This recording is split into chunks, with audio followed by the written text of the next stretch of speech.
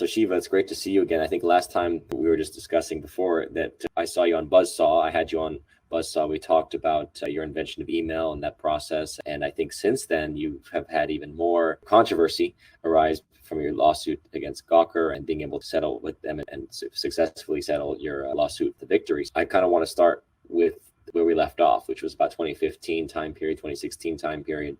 And you're reminding me that this is the 40th anniversary of the invention of email. So let's talk about this controversy, because there's obviously those that say, especially Wikipedia will say, essentially email was around since the 70s. People were able to send messages with the from to concept, right? With the CC, the basic conception of almost like text messaging is their conception of email. Yeah. And so it helps to clarify what your invention was, in particular the term email. They say, yes, you did actually, they acknowledge that you invented that. So what your system of email was at MIT. And I did it before I came to MIT, Sean. So let's, okay. I think it's a good point to start at, Sean, because we haven't spoken in 7 years. A lot has occurred, but it's a good time. This is the 40th anniversary of email. And on August 30th, 1982, I was a 17-year-old kid, and I got issued the first United States copyright, officially recognizing me as the inventor of email. You have to understand that is a time when the only way to protect intellectual property of software was through copyright, because the guys in Congress had no idea what software was. So let me sort of unravel the background so your viewers understand. I grew up in India. Some of you may know, I grew up in a very intense spiritual family where my grandmother was a siddha, a healer. They were very poor village farmers. My great-grandfather, you could call him a shaman. He'd do all these wild stuff that you read about in National Geographic. But we were considered the low caste, the untouchables. So the fact that my parents even made it to India is probably 1 in a trillion to the power of a trillion at that time. But I grew up in this environment. As a kid, I became very aware of these inequities, because I remember going to visit a friend of mine, 4 years old, and his mother forced me to stand outside and gave me water in a different cup and called me Shudra, which is like the N word in America. And that's when my mother said, oh yeah, we're untouchables. And that, as a kid, it was very deeply hurtful, but I was moved to start understanding politics at a young age. So I probably read since the age of 4 or 5, everything I could get on revolutionary leaders. Very interested in why there was this kind of inequity and what's really the impetus for social change. But at the same time, Sean, I had a deep interest in medicine. My grandmother had no degrees. She was a village healer. People would come to her. She would observe their face. She could detect energies in their body, and then she would figure out what was wrong in particular aspects of their body. And then she would make, either she would give them a sound treatment or mantra or massage or a formulation of herbs. That was particularly for them. So it was the right medicine for the right person at the right time. It wasn't one size fits all. So I was moved by those two things, politics as well as medicine, in an interesting way. So when I came to the United States in 1970, that was at a time when it was Vietnam War was still going on, sex, drugs, and rock and roll. And this very traditional Indian family moves to Paterson, New Jersey, which is one of the poorest cities in the United States. What my parents would do is whatever money they made, because the Indians have this theory that education is premier, we would keep moving to the better public school systems. But by the time I was 14, 7 years after we came, I had finished calculus, was not just a nerd. I played sports and all these things, but I got a chance to go to NYU as a young kid. NYU had selected 40 kids to go there because a professor by the name of Henry Mullish had this vision that one day we would need software engineers. So he wanted to train the next generation. So I was one of these 40 who was very fortunate to go there at the age of 14. My mom would drop me off at the train station, go in at 6 a.m. and come back at 8.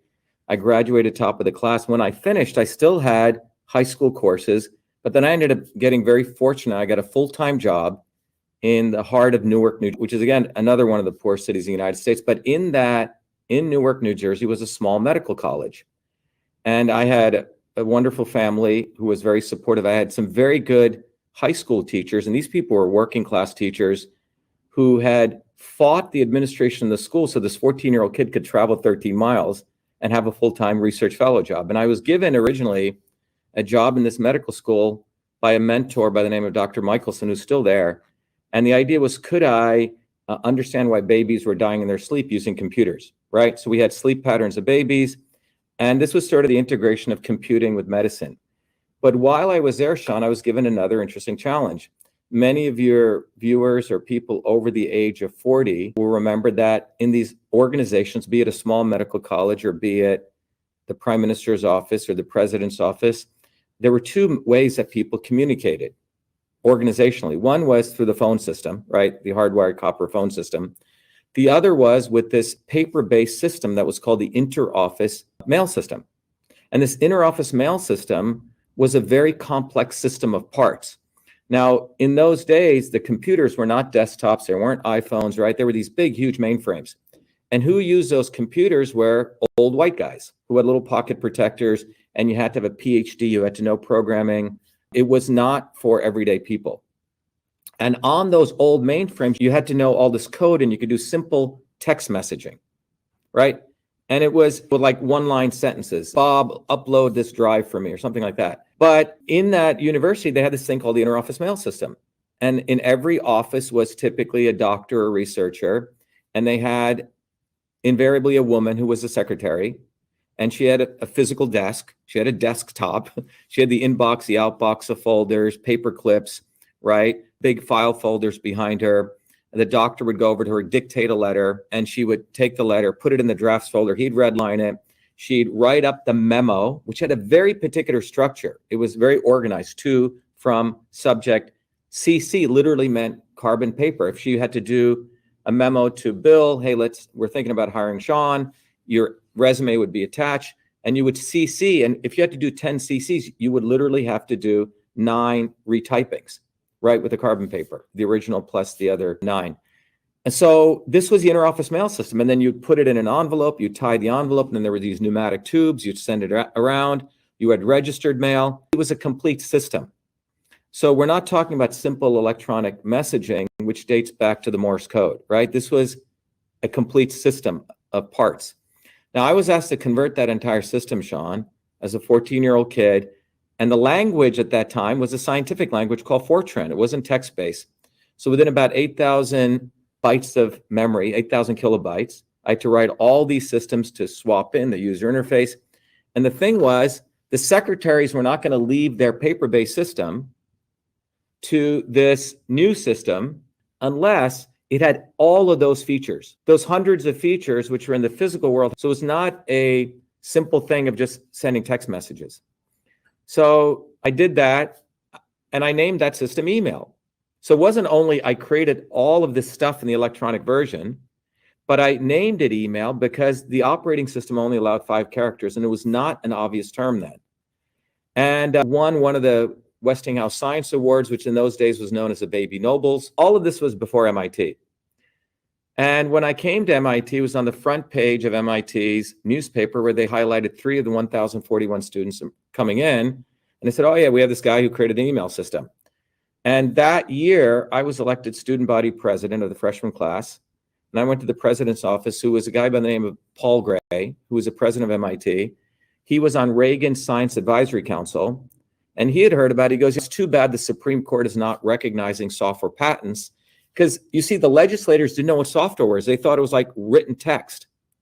But in 1980, the Computer Software Act of 1980 had been passed, which allowed you to use copyright law to protect software. Now, I didn't know any of this. My parents weren't Bill Gates' parents or any of that. But Dr. Gray said, you should get a copyright. So I wrote away for it. There were no PDFs. You had to write away. You paid your $10. You got your copyright, filled it all out. And it was not a simple process of just getting a copyright. In those days, you had to submit all your code, which became public with the Library of Congress. Did that, had to do it a couple times. On August 30th, 1982, I was issued the copyright. So I have the legal copyright. I named it email, but not only did I name it, I actually created the system email. There's no controversy here.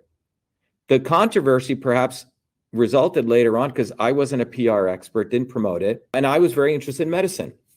My first year at MIT, second year, we started a radical newspaper because MIT had just done some horrible things, firing a dean who fought for rights. We organized the workers. One of my early mentors was Noam Chomsky. And that's what I was really interested in. And there's I was going to say, it feels like they're basically, the argument is, because of the nature of the initial text messaging, very simple messaging that was going on, that they're trying to take that away from you, basically. There's no way. The ARPANET guys. Now, what was interesting is, so we'll talk about the email, then we'll come back. So I went in and out of MIT, did a bunch of degrees, never promoted the invention of email.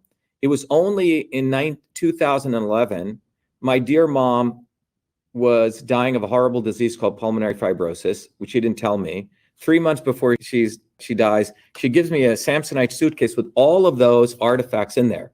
The code, the paperwork, everything, beautifully organized. The only journalist still to look at this was the editor of Time magazine, a guy by the name of Doug Emmett, senior technology editor. He went through this. He goes, oh my God, you invented email. He wrote an article called The Man Who Invented Email in Time. No one had any problems with that except the Smithsonian and the Computer History Museum said, oh my God, we didn't know you had all this. So I gave it to the Smithsonian. And on February 16th, 2012, it went into the Smithsonian. They did a big ceremony. That evening, a young reporter, did an article called Dr.SHIVA honored as the inventor of email. And that's when the proverbial shit hits the fan. You had these liberal elites who had already written the story on email, and they thought they had put the final period in it, which was a guy who looked like a nerd, who worked at a company called Raytheon, who was using the @ symbol as their brand, which is a $35 billion a military weapons manufacturer who had moved into cybersecurity, had branded themselves as the inventors of email. And this was like a new skull was found in Africa that reset the entire history and affected their brand, which was making around $200 million by putting themselves as the inventors of email. Now, I didn't know the rat's nest I had entered into. I was just giving my materials to make sure it was documented. And so what you see from that day on, Sean, on February 16, 2012, this reporter gets thrown under the bus. Oh, you're an idiot. How dare you say he's the inventor of email? This was done by the ARPANET guys. You have all these guys. I was teaching a course at MIT while running my company, one of the most popular electives. Thousands of calls literally come in saying this guy should be fired. How dare he say he's the inventor of email? Gawker Media writes 3 articles calling me an asshole, a dick, a fraud. Blogs came out saying this curry-stained Indian should be beaten and hanged. No one did anything, particularly the Indian community, because Indians are brought up in this very neo-colonialist environment to shake their heads and take this Gandhian bullshit approach. Now, what people didn't know, Sean, was I'd always been a fighter. I've always fought for others, organized massive protests apart. You go look at my history, fighting against the Iraq War before it was popular. But it was a very interesting personal journey. It was a very deep personal journey where I had to realize it's one thing where you're fighting for others, but it's a hard thing where you have to fight for yourself. And I've talked to people who've been raped, and they say, you think you did something wrong? Maybe I didn't invent email. Now, in my class, I had a very smart student, and he was really upset at all this vitriol. So he went literally to the MIT libraries. He spent like 3 months, and he went through every microfiche written prior to 1978. Maybe I didn't invent it, right? Maybe someone else did all this stuff together. No one had done anything. In fact, what we found was a document written by the eminent leader of the time of electronic messaging, a guy by the name of David Crocker. Now, Crocker was out in the Washington Post at that time saying Shiva's full of shit. And this is one of the way they hijack innovations. They go, oh, no one person could have invented this. It's too big. It occurred in a collaboration. Talking about the ARPANET, his little ARPANET clique, which, by the way, was all about always trying to get credit for things they didn't do. If you go read the history about it, like BB&N and Raytheon at the time. So what he forgot was in December of 1977, the year before I invented email, he had written an article talking about the state of electronic messaging. And when we say electronic messaging, we're talking about the transfer of messages between electronic and electrical devices. And he had said, at this time, there is no attempt to create an electronic emulation of the interoffice mail system. It's too impossible because we have to deal with all these different users of differing expertise. What he meant by that was we'd have to make sure the secretary could use it, right? All these different people, it would have to have all these features. So they thought it was impossible. And we have it in writing. And when we put that out, Crocker, and this is quite a wild controversy that's going on, calls my old mentor and says, oh, you got to quiet Shiva down. So these guys completely bullshit. It's the biggest fraud to say the ARPANET guys invented email. What they did was a rudimentary version of Reddit. What did they actually do was have the ability, and Ray Tomlinson talks about it, said it took him 15 minutes to attach text to the bottom of a file, and that file was shared. That is an early version of Facebook at best. It was a shared file format that could be shared. It didn't have the interoffice mail system. When you log into email, what do you see today? Inbox, outbox, folders. If you want to say if you want to say any transfer messages is email, that would make Facebook email. It would make Twitter email. These are very different media. So I had to do a lot of soul searching, Sean, and it made me realize that what I had to fight for was not about me, but that 14-year-old, dark-skinned, Indian American, low caste Indian kid who did invent email before he came to MIT in Newark, New Jersey. So there's multiple levels of discrimination here. And by the way, it's a 14-year-old boy who invented TV, Philo Farnsworth. Philo invented it. He didn't have as many levels of hurdles, but he did create it outside of the military industrial academic establishment. He created a small town called Franklin, Idaho. And he had the same environment, a loving family, a mentor, and he got access to infrastructure. Yes. RCA stole it from him. They started producing TVs. In the 19th year of when the patent life was due, he wins. He dies an alcoholic. It took 60 years for him to get credit. So I had to really start thinking about, what does credit mean? And it made me realize credit matters, Sean, because it wasn't about me. It's about where does innovation originate? And then you have to do the deeper inquiry into what is innovation. And innovation ultimately realizes an expression of the divine. And it is creativity, art. So I realized that I had essentially gone big circle back to a caste system, because a caste system was, there were the Brahmins on top. They were the only ones who could be creative, and everyone else was shit. That's what they were saying. And we've all seen this system play out. I want to move on, because we covered a lot of exactly the story we covered in the Buzzsaw interview a few years ago. And I get into what's currently happening. Obviously, what we saw play out, talking about a caste system, we all saw play out in 2020 and thereafter, with exactly, if the science is Fauci and he basically self-proclaims himself, he promulgates this idea that I am the science. And if you're a doctor that's working to treat patients, right, that's not recommended from the NIAID and Fauci's groups, basically, in that gang, then you're basically a heretic. Now you can even be, in California, you can be de-licensed, right, for even questioning to the safety that new bill that got passed, of the vaccine. So of course, it's very clear within the scientific world and the academic world, as you saw yourself. And I'm just curious for you, that what was the breaking point?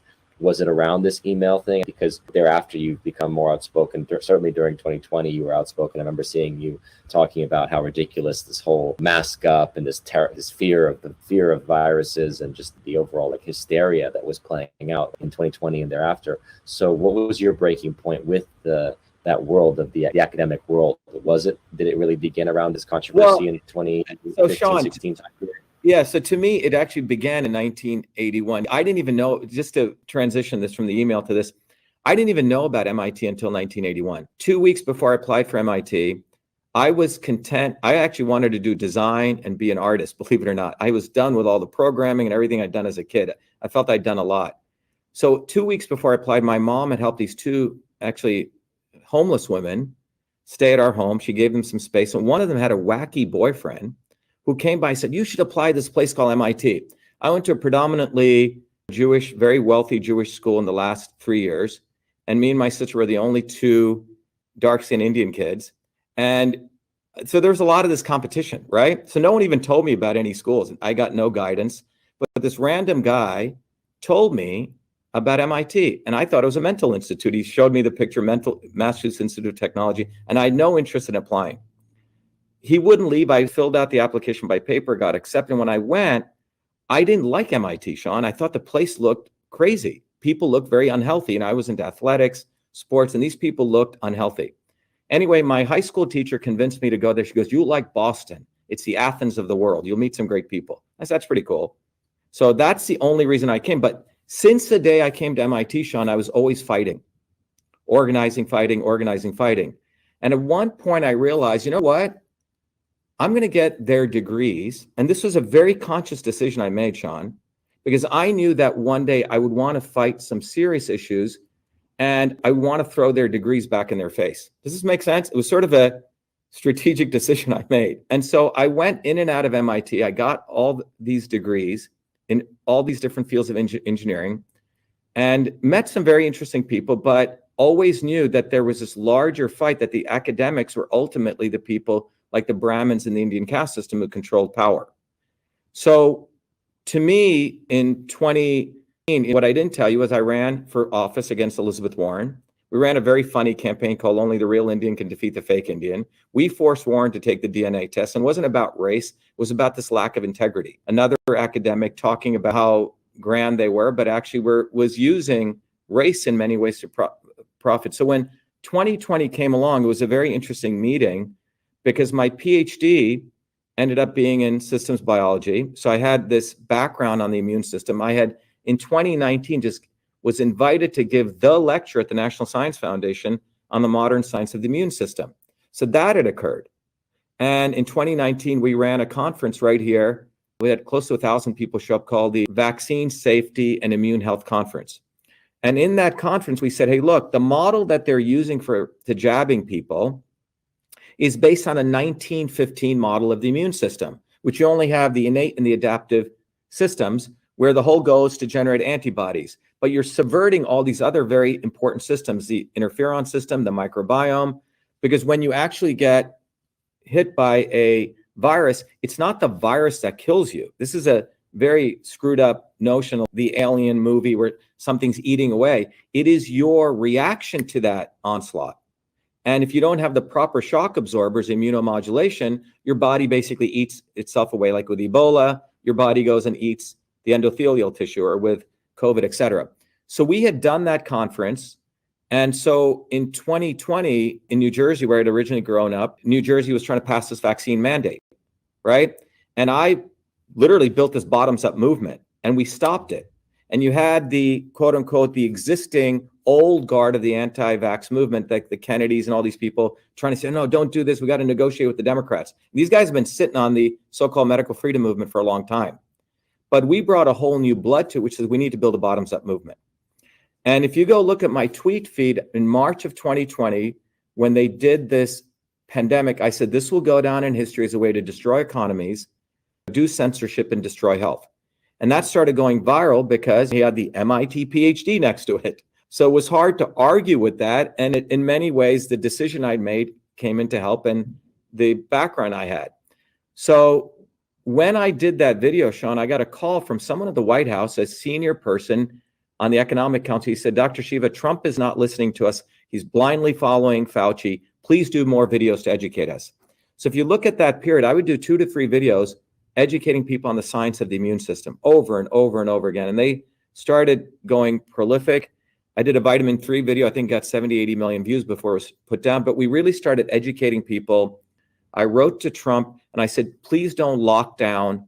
And this is in 2020. I said, take a personalized approach. That's what the future of medicine, the right medicine for the right person at the right time. Take those people who are seriously ill, fine. Like in any flu, they should be quarantined, but others should boost their immune system. And we gave a protocol, vitamin D, quercetin, zinc, iodine, vitamin A. And we sent it to him. Marla Maples actually got it to him because she was following me. And we had a conversation, but Trump at the end of the day didn't do anything. What he did was he ended up saving Big Pharma. What Obama did for banks, Trump did for Big Pharma. And even though I had initially been a supporter of his because I saw him as an anti-establishment force, we did the Fire Fauci campaign, Sean, back then. We collected about 180 signatures. We took it down to the White House. And so in that journey, I decided to also run, and this leads to, so we were educating the world on what the real immune system is, the BS of not only Fauci, but the entire academic scientific establishment, which essentially was in cahoots with Big Pharma. But one of the other important things, because having come from this world of biological engineering, that we also taught people was that Big Pharma was actually sinking, Sean. People keep thinking that Big Pharma makes a lot of money. Over the last 10 years, they've been losing money. And why have they been losing money? Pfizer, for example, 10 years ago made $65 billion in revenue. In 2020, they were at $40 billion. They've lost $25 billion. Why? Because their model of drug development involves finding a single synthetic compound and putting it through this 14-year process, which also has side effects. So even the FDA wasn't allowing many of their drugs. So they've been tanking. So they needed a way out of this trillion-dollar industry tanking. So beyond a lot of the other theories of people put forward, if you just look at power, profit, and control, Big Pharma is going to go out of business. And so what I say is what Obama did for big banks, Trump did for Big Pharma. He saved them. And what he did was they fast-tracked Operation Warp Speed, which said you don't need to do any clinical trials. And if you look at Pfizer in 2021, they made $80 billion. They went from 40 billion tanking to 80 billion. So vaccines were their savior for all these pharma companies whose basically entire model of synthetic compounds was failing. So I've heard the argument that essentially the point of the COVID gain of function engineered virus was always basically to be released for the purpose of getting the population to accept mRNA technology vaccines, which we're now seeing they're going gangbusters, right? I've heard of, they got the cancer vaccines and the Alzheimer's vaccines, and they're just going gangbusters for everything. We got just go for it. mRNA technology for everything. And they obviously, they don't have much protocol for the testing process anymore. It's just they think they can just test on 8 rats or something before they roll it out to the public. It's interesting because Bob Langer was my advisor, one of my undergraduate advisors at MIT. He's made like $3 billion right now. And he created essentially the lipophil technology, the nanotechnology to deliver this. But Bob comes from a chemical engineering background. Now, the reality is what's happened recently, and this is a longer discussion, is that the notion of what is a gene, up until 10 years ago, gene was a piece of DNA which coded for protein. And we felt we had about 20,000 genes. And a worm has around 20,000 genes, by the way. And it'll get into cytosolve. So in 2003, when I came back to MIT, biology was in a revolution because people recognized that the biologist reductionist model of looking at the body, that the difference between you and I and a worm was a number of genes. Biologists have this notion that the more complex a system is, must have more parts. It's a very reductionist model. The truth is that even though we have 20,000 genes and a worm has 20,000 genes, our genes create proteins just like the worms, but these proteins feed back on themselves in much more complex ways. So we have more complex molecular reactions than a worm does. These are called molecular pathways. So in 2003, what ended up happening was people realized that we need to start mapping not the genome, but these molecular pathways. And what about if you could map the molecular pathways and mathematically model it on the computer? Then you don't have to kill animals. You could discover personalized precision medicine. So that's when I came back to 2003. And between 2003 and 2007, I created a technology called cytosolve. If email was the electronic manifestation of the interoffice mail system, cytosolve was an electronic manifestation of the molecular system, of the cellular molecular system. So we were able to look at any field of medicine, cancer, leukemia, inflammation, immunology, extract out all the molecular pathways in the known literature, convert them to mathematical models, and connect them together. So none of the things that we were doing were just randomly picked, cherry-picked science, but unified approach based on the current science. But one of the things that has emerged recently is people are recognizing that the definition of a gene is much more bigger because the genes that I'm talking about only make up 5% of the genome. The other 95% are, guess what? Ribonucleic acids, mRNA, transfer RNA, silencing RNAs. So when you're going and injecting an mRNA into someone, you're playing with stuff that you have no idea of what you're actually doing. The feedback loops, right? Just from an engineering standpoint. Noubar Afeyan, who's the CEO of Moderna. The entire goal here has been, to your point, they want to create a platform, which is the mRNA platform. And once the vaccines were just one part of it to test that platform out. But the idea is, the goal is you'll use this platform for all sorts of diseases. But all of this is based on a lack of understanding of the fact that the other 95% of the genome are ribonucleic acids. And what are the cross feedback loops? What are the kinds of things that this could cause? And without doing that, or without understanding that, you're basically experimenting on people in a fundamental way. So in 2020, 2021, because of cytosolve, we were able to churn out a lot of content explaining this to people. And I think by the time I decided to run for office again in 2020, we ran again as a Republican in the Republican primary. Our slogan became truth, freedom, and health. So the slogan was, we're at a point in history that you can't have the movements for health over here. You know, the people talking about yoga, I don't want to take my body and organic foods and all that. Over here, call them yoga Nazis, or you can't have, or the new age people. And over here, you have the quote unquote rednecks or for the First Amendment and Second Amendment, and they look and feel a certain way. And over here, you have the nerds and innovators. fighting for truth and science. My view is all these movements need to come together because from a system standpoint, truth, freedom, and health are highly integrated. Because without freedom, which is actually, if you want to take a scientific definition, it's the movement of information, matter, and energy. By the way, in the Indian system, that's called Vata. It's the aspect, if you study Ayurveda, the movement of, or in the engineering system, it's called transport. So what I realized was that political systems, early traditional medicine systems, and modern engineering systems have a very fundamental universal set of laws. Freedom being the aspect of movement of information, matter, and energy. The problem is when I finished my Fulbright, I was very interested in 2007, understanding how my grandmother was able to do this. When I went back to India after my PhD, I found out there's all these Ayurvedic people like Deepak Chopra. They talk about this, but they couldn't explain it. So then they started becoming woo-woo. And so people really lost the depth of what Ayurveda was or Siddha was. Ayurveda and Siddha, what I discovered, Sean, are not medical systems, or engineering systems, which came up with a different lingua franca to understand the whole body as a whole system. 3 of those 9 principles were Vata, Pitta, Kapha in the Indian system, which I realized were the same as transport, conversion, and storage from general systems theory. Movement, transport, Vata, conversion processes where you're taking one form to another, digestion, that's a Pitta aspect, and structure or storage, like this building has the beams, your body has your skeletal structure, right? That is the aspect of Kapha. So that was a big breakthrough. We published that in an engineering systems journal.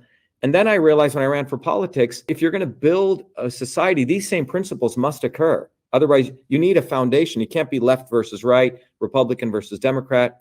And what I realized was it was freedom, truth, and health. Freedom, the movement of information, matter, and energy. Vata principle. You need that in order to have science.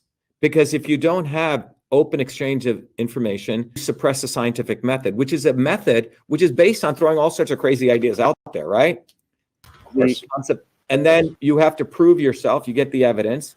As Richard Feynman said, it doesn't matter how good looking you are, what family you come from. If the results don't match the models, you're just wrong. Yeah, that's why there's so few laws in science. I always laugh when people are saying the science is settled. I say, how many laws are there in science? We have a lot of theories. Even, right, a lot of relativity is still a theory. It's like most of what we operate on are theories. Yeah. Even exactly. Newton's laws of gravitation are constantly being worked on. And what Einstein discovered was under certain conditions, those laws break down. So you have to do a correction. So these things are constantly being refined. So you have freedom, which determines truth. And if you don't have freedom and truth, you can't figure out what's right for your health.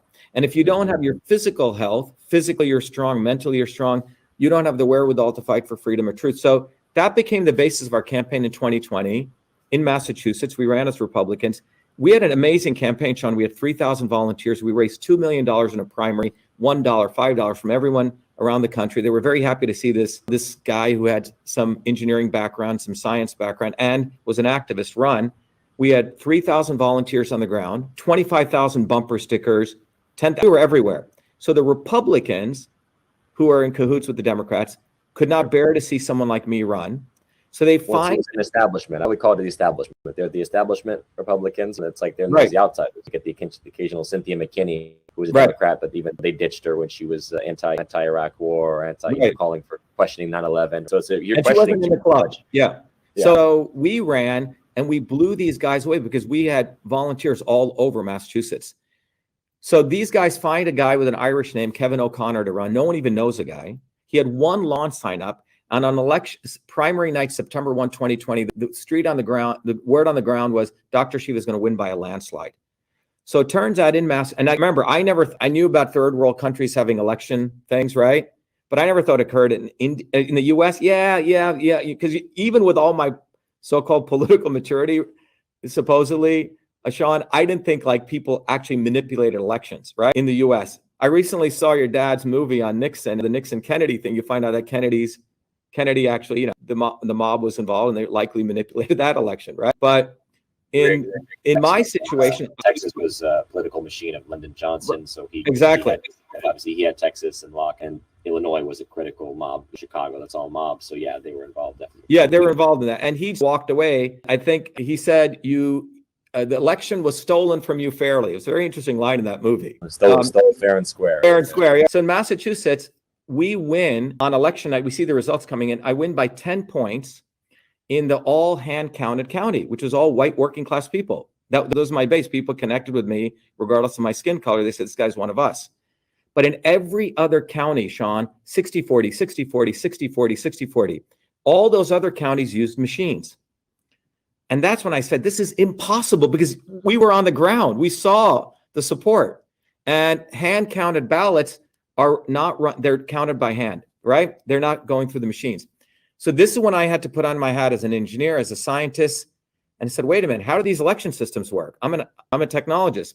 And we found out that when paper ballots go through the electronic machines, a ballot image is created, a picture of the ballot. Very few people know about this. The image is analyzed by AI on the machines, which looks for those dots. And the dots have to be a certain size, etc. And you can set those thresholds.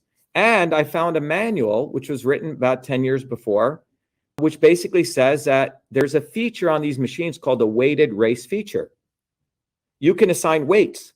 So if I got, let's say you and I ran and you got 100 votes and I got 100 votes, they could assign your weight to be, for every one vote, it could be 1.2 votes. It's a feature. Now, is that an algorithm, how they create that? Is it it's actually a feature setting. You can set it. It's in the manual. If you go look at my videos, I actually show the page in the manual, which has it. Yeah.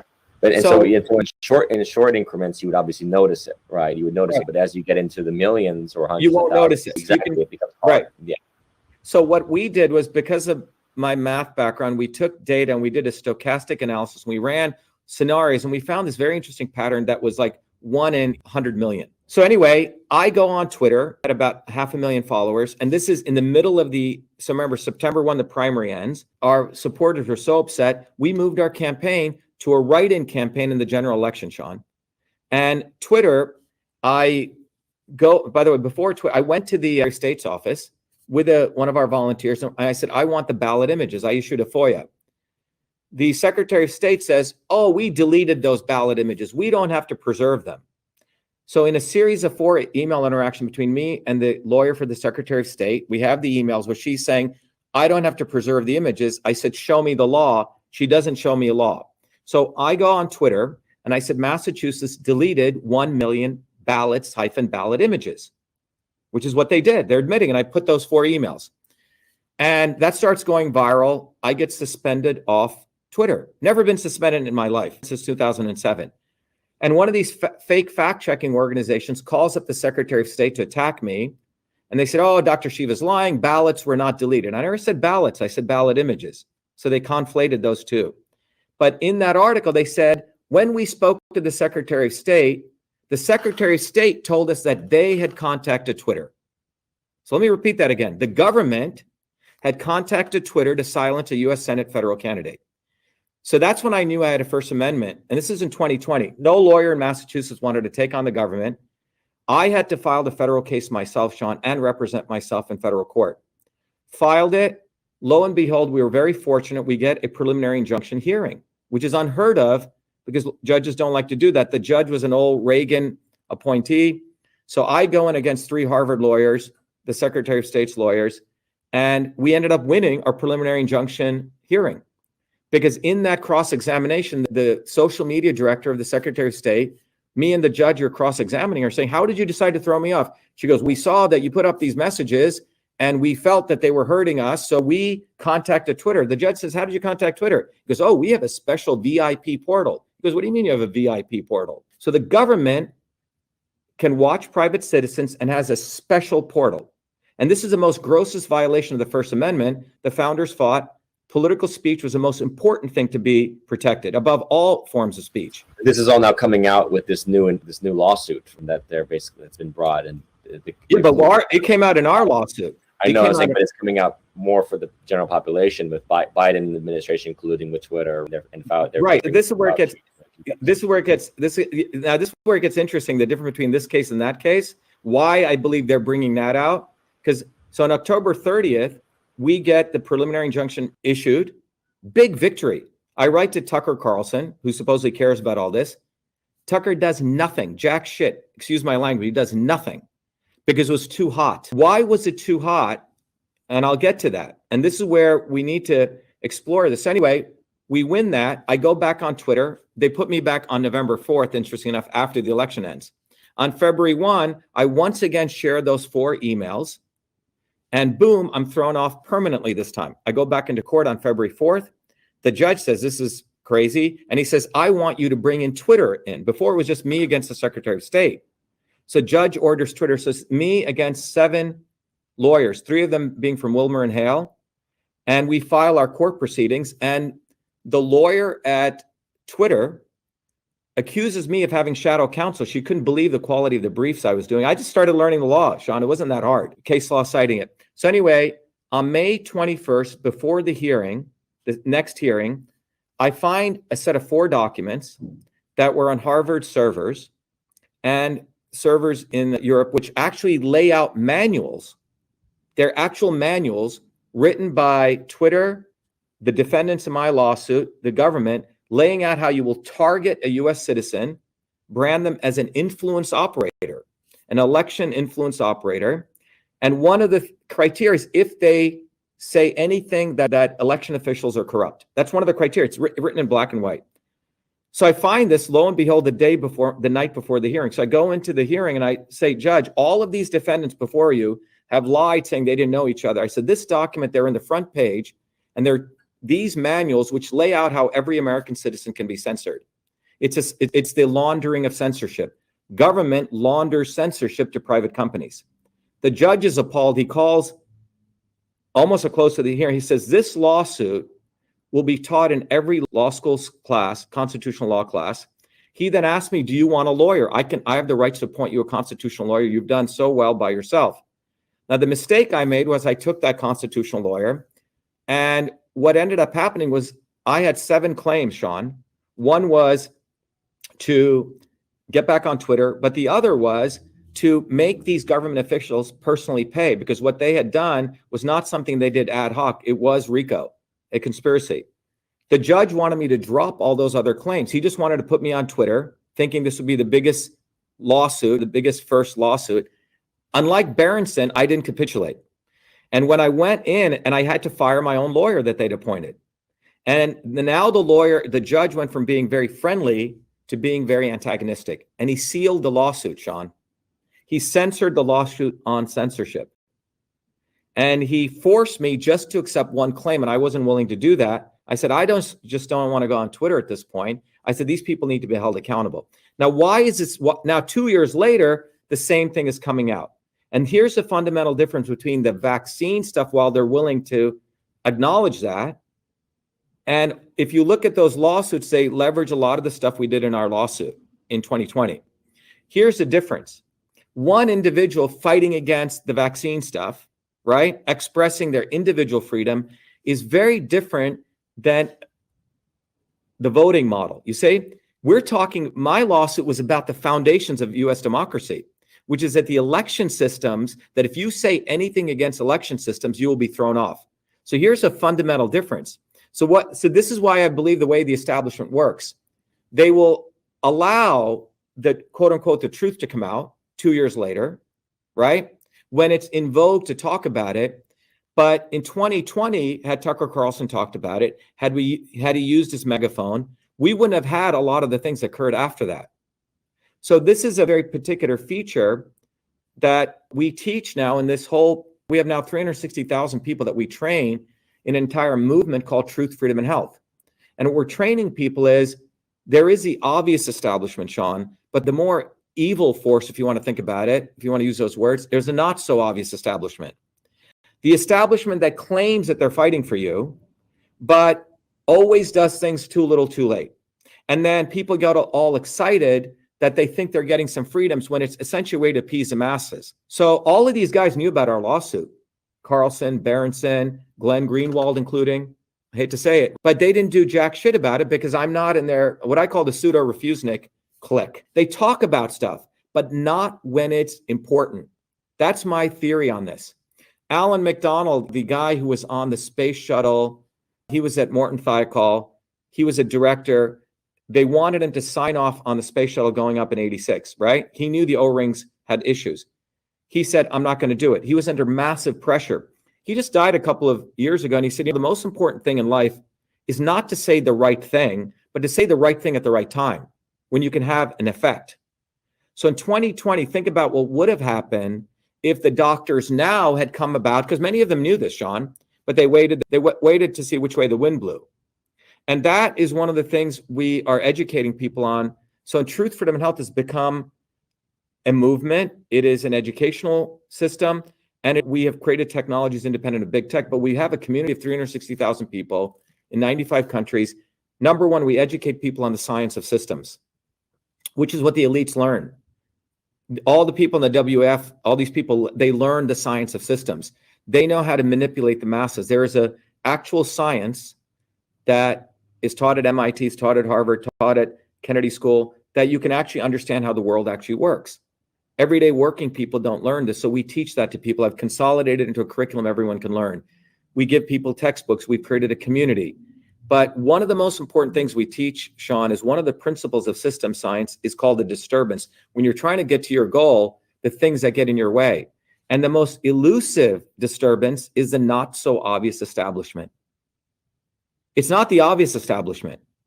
So it is on the left and right, you have the shoulders of the establishment parties, but it is the wings, Sean, that always keep people enthralled, the AOCs and the Bernie Sanders. And in my view, Trump did that on the right.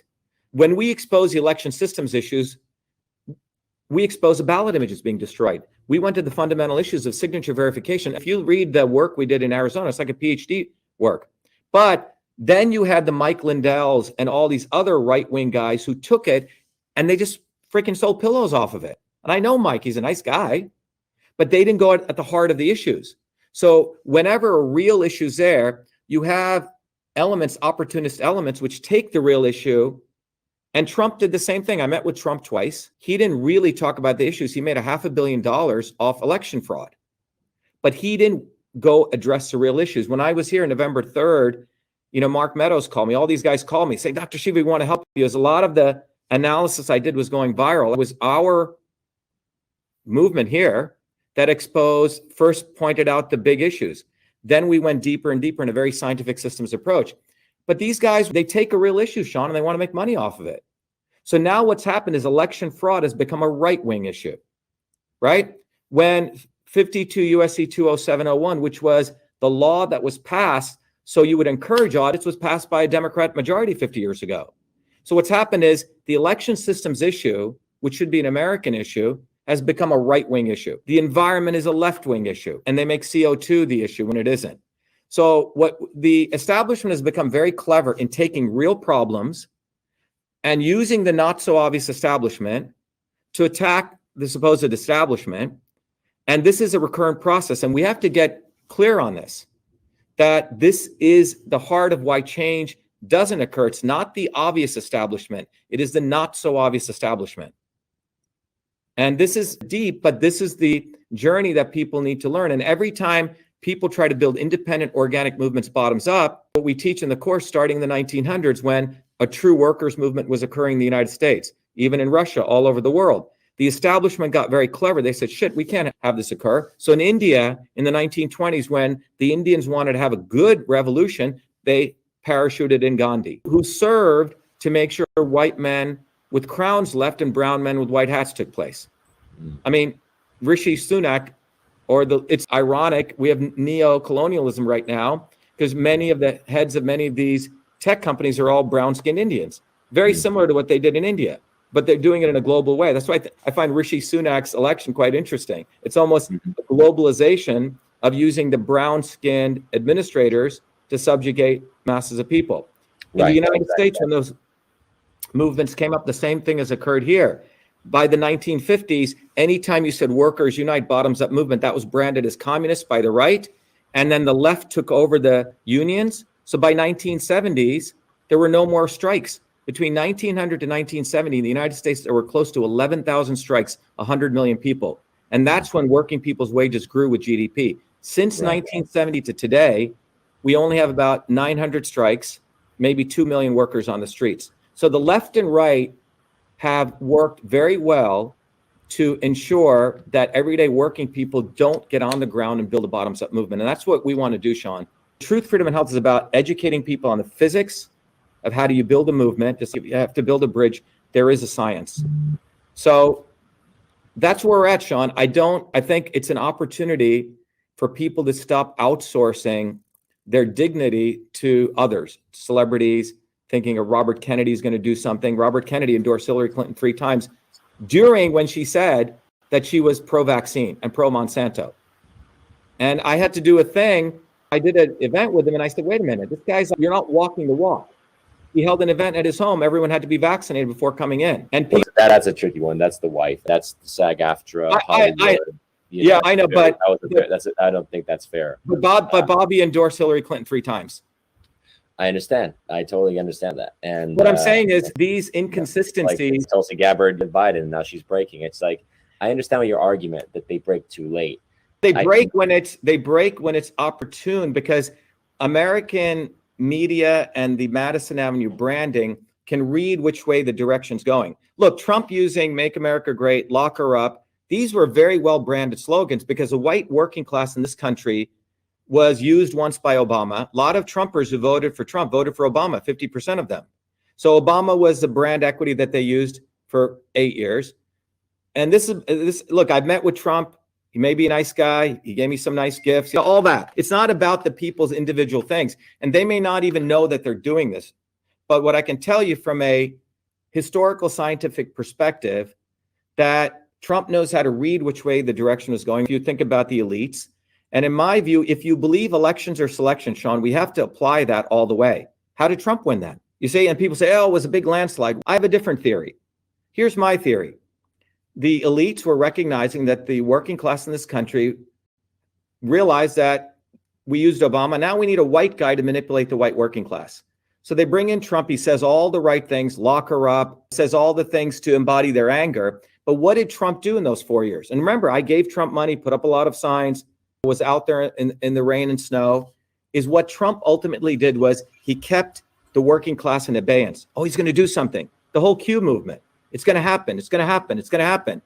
What happened? Well, I could tell you that there were things that were done. There was definitely executive orders and things that were done on the human trafficking issue. There were some things done in the intelligence world, cleaning out people internally, moving against some of the cartels. The fact that we didn't start new wars, that he pulled back, especially when it came to Syria, Somalia, Afghanistan. All this was done during his administration. We were not pushing. Remember, we were going to take out Assad. We were using ISIS to take out Assad, right, until Trump came in. So there was a tonal shift in this country. That America did feel optimistic economically. It's like people were feeling good again about things, despite all the left race baiting and all this extreme anti-Trump rhetoric was.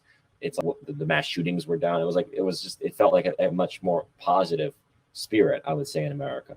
So it's, to me, the president of a corporation. Look, we all know that America is a corporation. The United States of America is incorporation. It's not the United States that was premised by our Constitution of states having power that they then basically ceded certain things to the federal government. That's all been abandoned for over 100 years, if not longer, since the Civil War, but especially since World War I. The federal government is massive. They are they account for I don't even know exactly how much of our GDP, but huge amounts. They employ the military industrial complex. They employ big pharma. They basically are the generators of huge amounts of this economy and putting us all into debt, $30 trillion. So the president of the corporation only has so much. And I see all this differently from you, because actually I see it as there are markers actually for the awakening of people, and they're positive because people are realizing, man, Trump can't clean this out. He's a president, he's a CEO of a company. Wait a minute, maybe we want to go back to states' rights. And that's where the shift is coming. Decentralization, bring the power back to the individual, sovereignty, people saying, wait a minute, do I want to be a citizen of the government, or do I want to be a national born here on the land why am I being taxed, income tax, which is illegal, unconstitutional?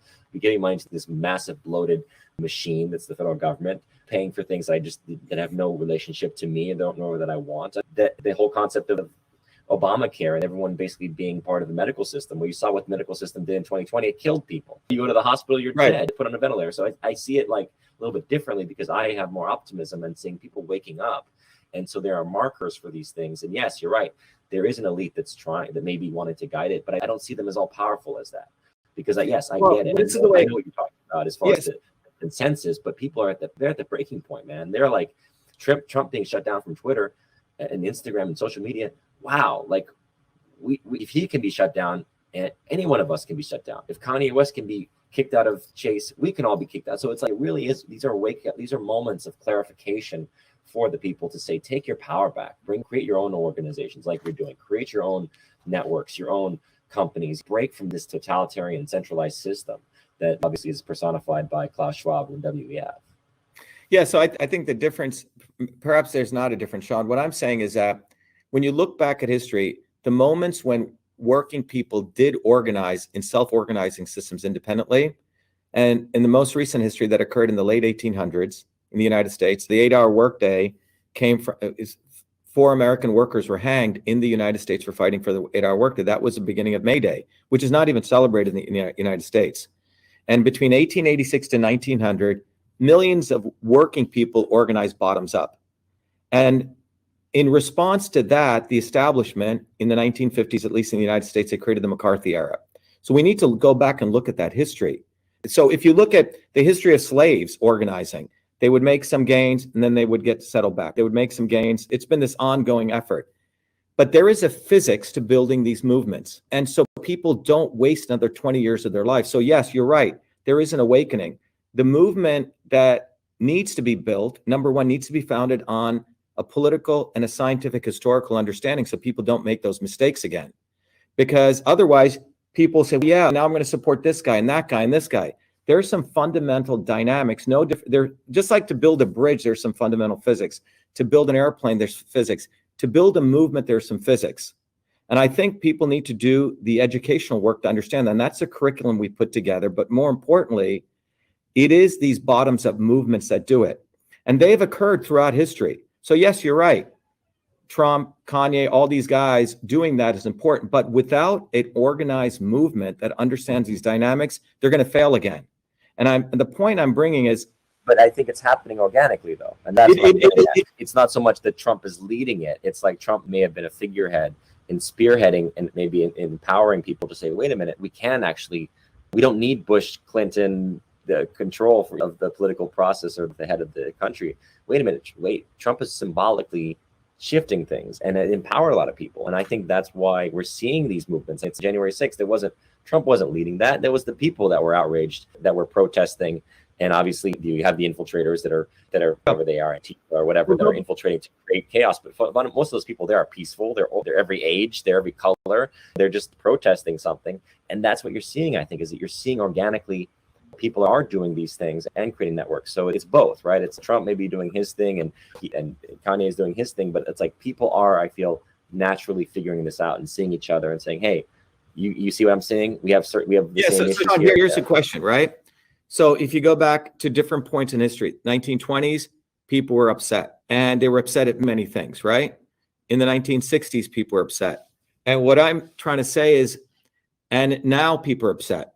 These points where human people get upset and start doing these decentralized things have occurred before.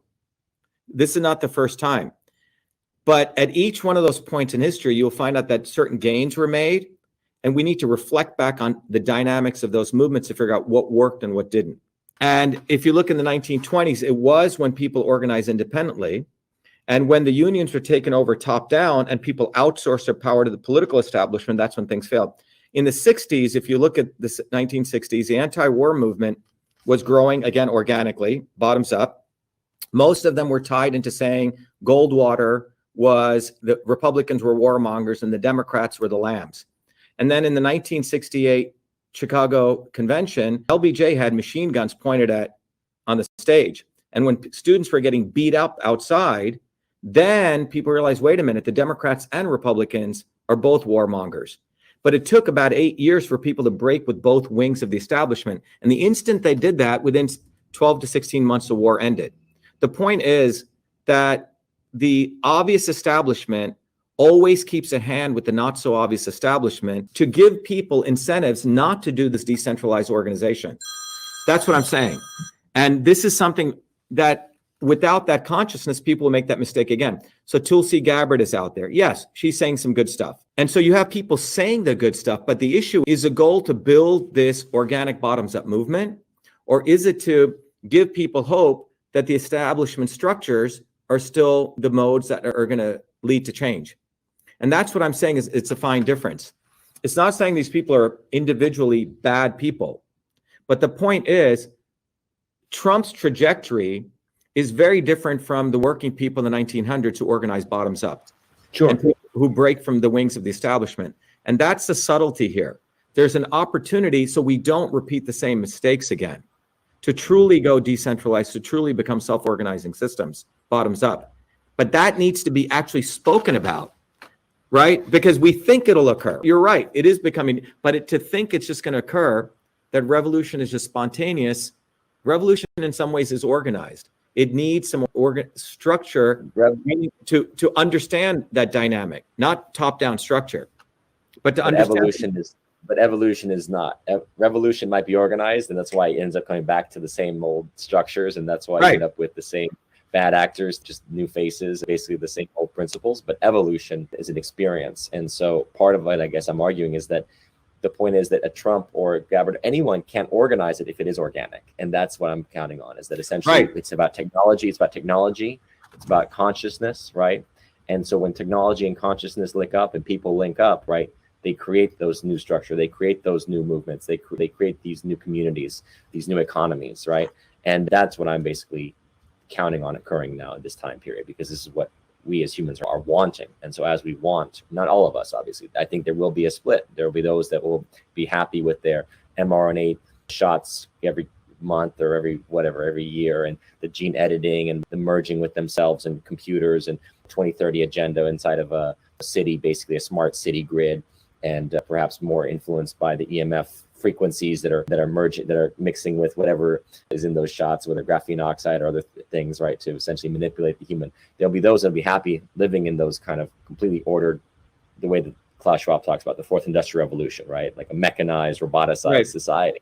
And then there are those that are like, no, we want freedom, we want the organic human, we have a faith in a higher power, and we're here to live based on those principles that you spoke of and merging them. So that's, I think, what's taking place, is this sort of this splitting of humanity across the planet. Yeah, it's interesting. In 1957, there was a guy who won the Nobel Prize for self-organizing systems, this guy Pergroni, right? So there was this one theory of how there's this law in the second law of thermodynamics, which says everything goes to disorder, which means... So he did negentropy, exactly, everything moving towards chaos. And he said, no, negentropy, because life is negentropic. It's actually self-organizing. So why is that? The principle came out under certain conditions, things actually are in these self-organizing systems. So if you take a pot of oil and you start boiling it, at a certain temperature, it looks random, but at a certain temperature, it'll self-organize into these beautiful tessellations. So if you look at human beings as everyone making their own individual decisions, right? It may look random, but at a certain point, when a certain state of consciousness, if you want to think about consciousness, you'll create patterns. And those patterns can be patterns of decay, dark ages, or patterns of enlightenment.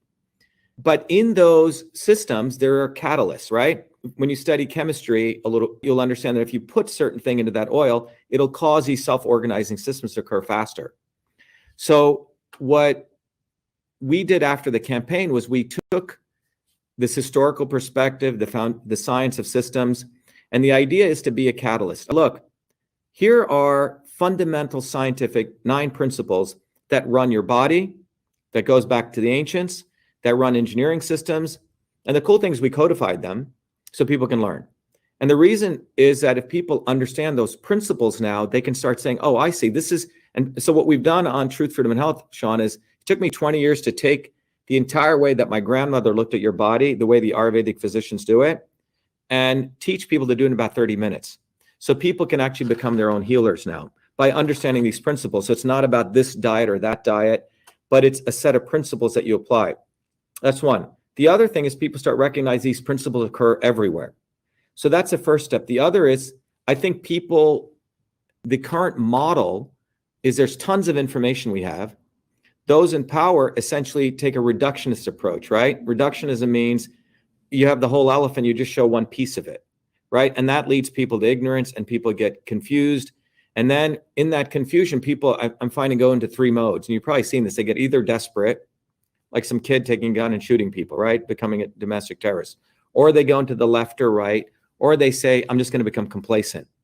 the alternative is, I think one recognizes that if you can start seeing the interconnection among things, it's a very spiritual concept, right? The interconnection among us within our body, all different things. That interconnection, there's some principles around that is real knowledge. So you start looking at information and you start seeing the interconnection. That leads to wisdom. And I think at that point, people get clear. They want to talk to their neighbors. They want to be self-organizing systems, and they want to get activated. So that's really the fundamental shift. But the opportunity, which didn't exist in 1960, didn't exist in the 20s, is that there was not an understanding of putting these frameworks together so people could actually understand those universal principles. So that's what we've done. So that's in many ways the latest innovation on truth, freedom, and health. We've taken that science and we've made it accessible to the masses. That sounds amazing. And so where can people find this? Yeah, I don't know if you can, if I can. So if you go to truthfreedomhealth.com, but if you go there, you'll see what we've done is it took probably the last 3 years to message it so people can actually understand in a simplified way.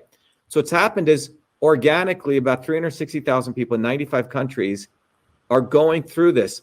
And it's a very interesting process because you have to take the curricula sometimes not just once, because we're talking about integrating engineering system science with traditional systems of medicine with political theory.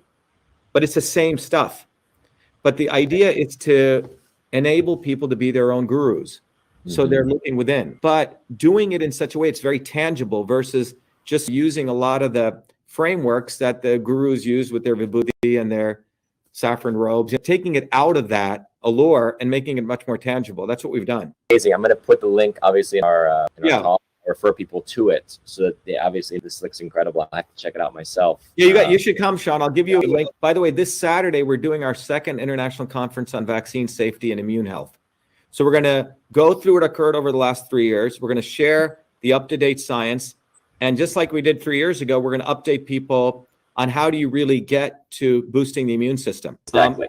Yeah, right. And that's the key, isn't it? It's the point, like what we're learning about, you mentioned earlier, the microbiome, and basically it's like how our immune systems work. It's like, this is all evolution that 100 years ago when they were doing the basic vaccines to stimulate the antibodies, it's like they had no conception of a microbiome even. The microbiome, there's another system called the interferon system. When you actually get exposed to a virus, it upregulates about 1,000 different genes. And it's the intermediary between your innate and your adaptive. So none of this is even considered. So the idea is I'm going to short circuit all this. That's why the mRNA, it's a very reductionist model. If you get these antibodies, you're fine. It's a very dumb model. It's anti-science. So our goal is if we can educate everyday people, they should go educate their doctors. 99% of doctors maybe get a few hours of immunology. They go through 4 years of this very grueling medical, industrial, academic thing called a health process. And they come out of it worn out, but they don't really understand the systems-based approach of the immune system. So I think our target should be to show, I think we as citizens got to go grab a medical doctor and say, look, you need to go understand the immune system. Why don't you come over here because you don't know anything about the immune system. You think this vaccine or this mRNA thing that the antibody gives you full protection is bullshit. So the goal is to strengthen people with confidence so they could also go be educators. A model of going to these institutions of higher learning and getting educated. This is professor of organic chemistry. I don't know if you saw this. He got fired because he made his course too hard. Did you hear about this, Sean? I hear from my friend who was a professor. Yeah. She basically is just, it's a joke. What they teach these guys now. She like just as a pharmacology or one of these things. Like we had a book that we took a whole year studying essentially on all, basically just you name it, just going through all the different supplements, vitamins, herbs, and she's now, we took a year and they took a month. So it's really, I'm not surprised that they've made this really down. I think they want computer. My theory is they want computers to ultimately be the doctors. Right? It's like big pharma basically. Oh, my neck hurts. Great, here, take this. And then the pharmaceuticals all have 1,000 side effects. So now my kidney's hurting. I will go, now take this. I'm bleeding from whenever I'm going to the bathroom, I'm bleeding. Yeah, now take this. And it's like everything is just mechanical and you could basically have a robot do it.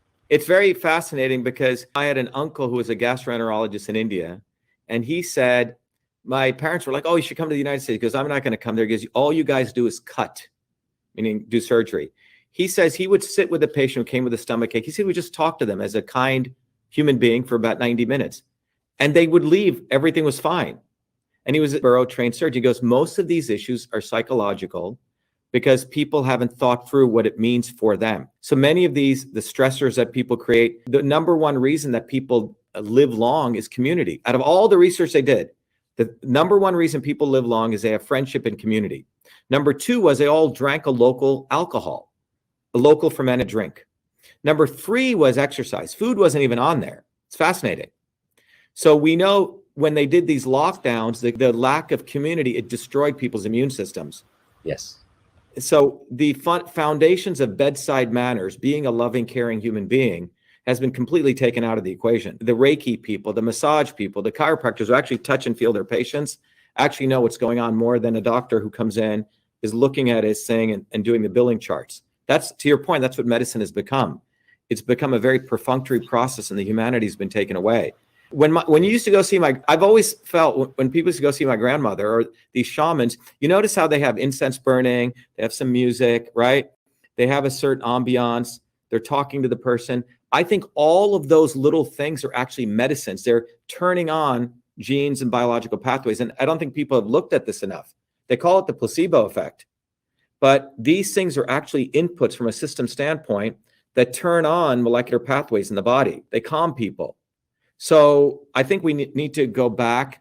The cool thing is, Sean, with the work that we've done, we've actually been able to give the scientific basis of Eastern medicine beyond sort of the woo-woo stuff it went through. When I used to teach this course at MIT, 200 people used to show up. 100 people were all the arrogant people, the MDs, PhDs on the left side. The other side of the people were the misunderstood people, the chiropractors, the naturopaths, the Reiki people. Within 1 hour, I was able to bring those people together because the people on the left, on one side, realized, wow, there's a whole new way to looking at the body.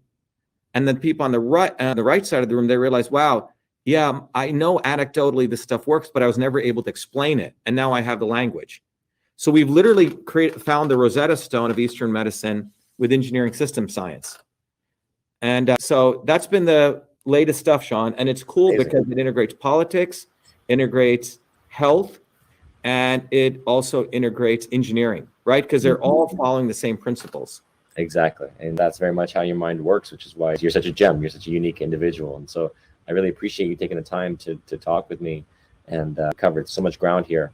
But again, I will direct people to your website. This looks like an amazing venture. And yeah, love to be a part of it. So let's be in touch. And yeah, any final thoughts? Or we obviously I think the most important thing relative to the discourse we had earlier on the Trump stuff and all these emerging events that are taking place, Kanye, all these things, is that these emerging events, there's like sort of bubbles happening, big bubbles, are an opportunity for people to realize how we actually win that self-organizing model, the decentralization. Because to me, that's the ultimate goal. And we have to be retrospective and look at history and look at some of the fundamental principles. It's an opportunity to really reflect. And that's because otherwise we will make the same mistakes. We'll get lost in, oh, wow, that person's saying something, I got to follow Kanye or DeSantis or the next Politico. And I think this is the opportunity where people need to get off that being a dog chasing its tail. And the opportunity that the events have taken place, opportunity for reflection and how we build a decentralized bottoms up movement in a way that actually succeeds. So that's 100%. The main point.